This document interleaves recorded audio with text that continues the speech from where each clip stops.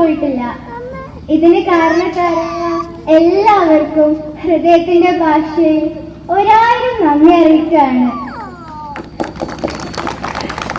അന്നു മുതല് ഓരോ വ്യക്തിയുടെയും മനസ്സിന്റെ ഉള്ളറകളില് സന്ദേഹമായ ഒരു ചോദ്യചിഹ്നം നിലകൊള്ളുന്നുണ്ട്. ഇവളെങ്ങനെ ഇങ്ങനെ ഒരു കഥ എഴുതി? ഇവിടെ ഇരിക്കുന്നവരില് എന്റെ കഥ വായിച്ചവർക്കറിയാം, ഞാൻ എഴുത്തിന്റെ ഒഴുക്കില് ഇങ്ങനെ എഴുതിയപ്പോ ദൈവാനുഗ്രഹം കൊണ്ട് ഒരു കഥയായി പിറവികൊണ്ടതാണ്. അതിന് കാരണം എന്റെ വായന തന്നെ ആയിരിക്കാം. 5ാം ക്ലാസ് മുതൽ തന്നെ വലിയ വലിയ നോവലുകൾ വായിക്കാനാണ് എനിക്ക് ഏറെ ഇഷ്ടം. ആ വായന എന്റെ അമ്മ വിലക്കിയിരുന്നു.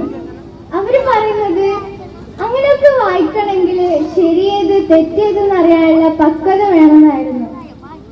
എനിക്ക് വിജയം കിട്ടിയതിന് ശേഷം എന്നോട് എന്റെ അമ്മ പറഞ്ഞത്, നിനക്ക് ഇഷ്ടമുള്ള പുസ്തകം നിനക്ക് എപ്പോ വേണമെങ്കിലും വായിക്കാമെന്നായിരുന്നു.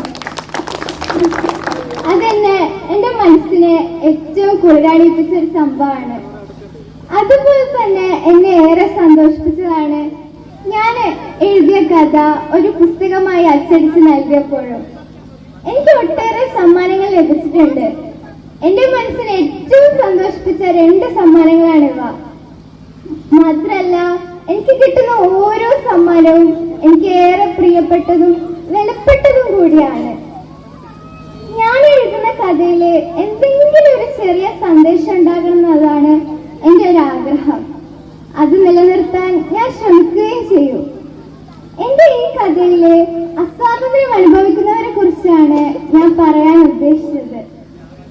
സാമ്രാജ്യത്വ ശക്തികൾ സമ്പത്തിനു വേണ്ടി യുദ്ധങ്ങൾ സൃഷ്ടിക്കുകയും പിഞ്ചു കുരുന്നുകളെ രക്തസാക്ഷികളാക്കുകയും ചെയ്യുന്ന ഈ കാലത്ത് തൂലികകൾ വെറും കഥകളായി മാത്രമല്ല, വിപ്ലവങ്ങളായും സമരങ്ങളായും പ്രതിഷേധങ്ങളായും നല്ല നല്ല സന്ദേശങ്ങളായും മാറേണ്ടതുണ്ട്. നമ്മുടെ ഏറ്റവും പ്രിയപ്പെട്ട MT സാറിന്റെ വിയോഗം അത് നമ്മെ ഏറ്റവും ദുഃഖിപ്പിച്ചതാണ്. മലയാള സാഹിത്യ ചങ്ങലയിലെ ഒരു കണ്ണിയെയാണ് നമുക്ക് നഷ്ടപ്പെട്ടത്. എന്തു തന്നെ ആയാലും MT സാറും അദ്ദേഹത്തിന്റെ സംഭാവനകളും ഓരോ മലയാളികളുടെയും മനസ്സില് ജീവിച്ചുകൊണ്ടേയിരിക്കും.